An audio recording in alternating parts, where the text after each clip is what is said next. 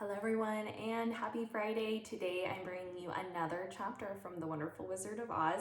Today's a short chapter.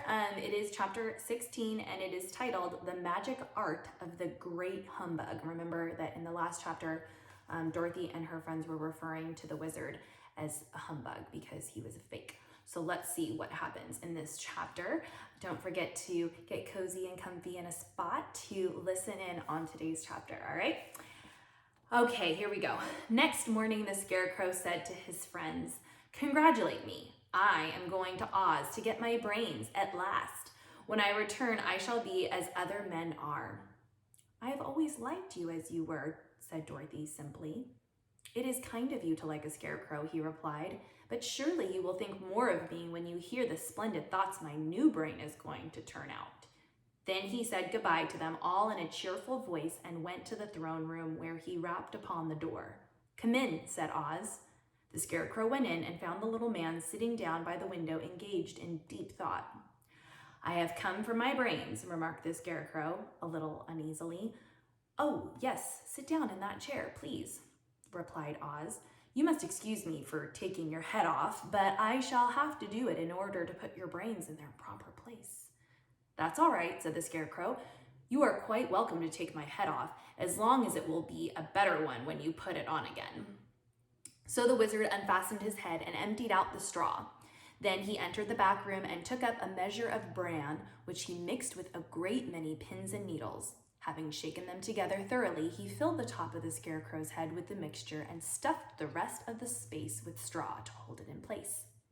When he had fastened the Scarecrow's head on his body again, he said to him, "Hereafter you will be a great man, for I have given you a lot of brand new brains." The Scarecrow was both pleased and proud as the fulfillment of his greatest wish, and having thanked Oz warmly, he went back to his friends.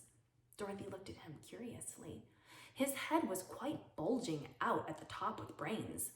"How do you feel?" she asked. "I feel wise indeed," he answered earnestly. "When I get used to my brains, I shall know everything." "Why are those needles and pins sticking out of your head?" asked the Tin Woodman. "That is proof that he is sharp," remarked the Lion. "Well, I must go to Oz and get my heart," said the Woodman. So he walked to the throne room and knocked at the door. "Come in," called Oz. And the Woodman entered and said, "I have come for my heart." "Very well," answered the little man. "But I shall have to cut a hole in your breast so I can put your heart in the right place." "I hope it won't hurt you." "Oh no," answered the Woodman. "I shall not feel it at all." So Oz brought a pair of tinner's shears and cut a small square hole in the left side of the Tin Woodman's breast. Then going to a chest of drawers, he took out a pretty heart made entirely of silk and stuffed with sawdust.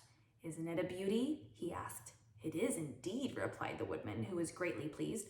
"But is it a kind heart?" "Oh, very," answered Oz. He put the heart in the Woodman's breast and then replaced the square of tin, soldering it neatly together where it had been cut. "There," he said. "Now you have a heart that any man might be proud of. I'm sorry I had to put a patch on your breast, but it really couldn't be helped."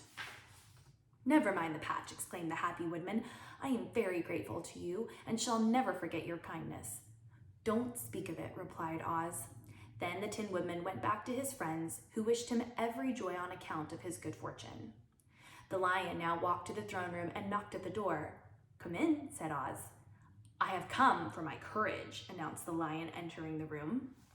"Very well," answered the little man. "I will get it for you."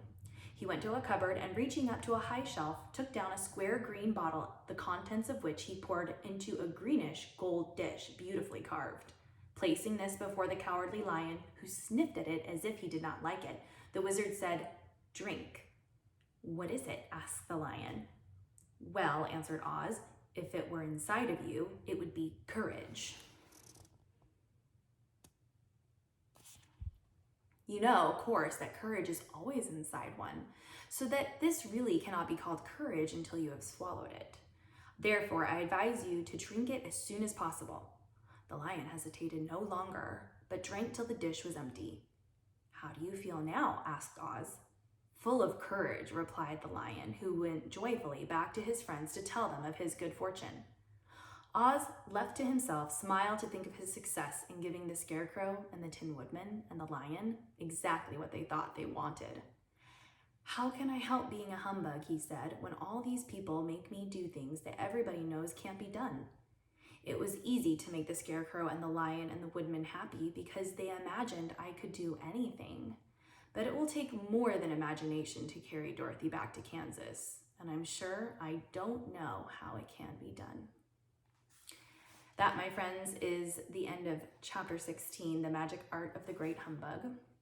I really liked it on Wednesday when I left time for you to just have an open reflection and communication and conversation over on Flipgrid. So I think I'm going to do the same thing today, because Oz does something mentioned in the chapter, and Scarecrow and Lion and Tin Woodman are all super happy. They think that they have what they wanted, but he didn't actually give them anything that they really wanted. He just made them think that he gave them something. So I'm just curious what your thoughts are on this chapter. What do you think of Oz and what he did? What do you think of how the Lion and the Tin Woodman and the Scarecrow reacted? I'm just curious what you think. I appreciated listening to your thoughts on Wednesday, so can't wait to hear what you guys think of this chapter. I'll see you over on Flipgrid. I hope you have a wonderful 3-day weekend, and I'll see you guys on Tuesday. Bye.